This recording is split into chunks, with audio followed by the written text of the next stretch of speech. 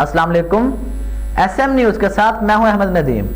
खबरों का सिलसिला बढ़ाते हुए खबर शामिल करते हैं बवाना से। बवाना अमीरपुर बंगला गंदम की बुवाई का मौसम करीब आ रहा है।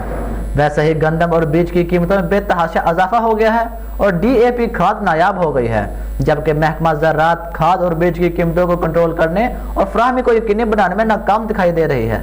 इस हवाले से मज़ीद तफसीलात जानते हैं अपने नुमाइंदे मोहम्मद अफजल बवाना से। जी अफजल, आगाह कीजिएगा।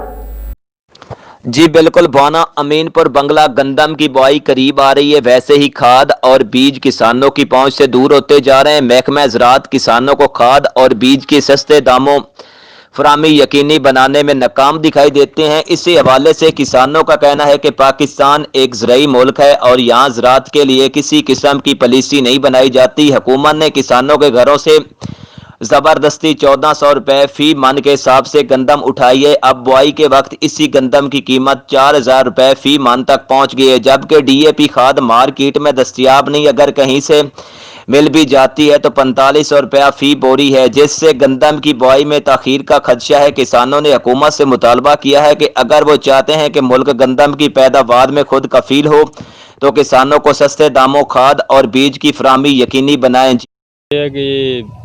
हमारा जो है हुकूमत कहती है, या वैसे भी हमें भी पता है कि पाकिस्तान एक ज़राई मुल्क है, लेकिन इस वक्त जो गंदम का सीज़न है, गंदम की बुआई का सीज़न, वो अरूज पर है।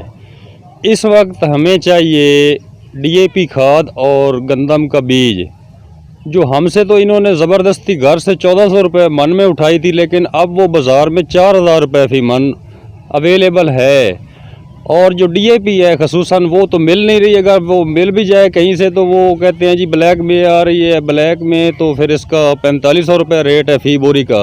बहरहाल हमारा हुकूमत से मुतालबा है कि अगर गंदम में मुल्क को खुद कफील बनाना है तो फिर हमें यानी किसानों को गंदम का बीज और DAP खाद वो सस्ते दामों फराहम की जाए। बहुत शुक्रिया अफजल तफसीलात से आगाह करने का।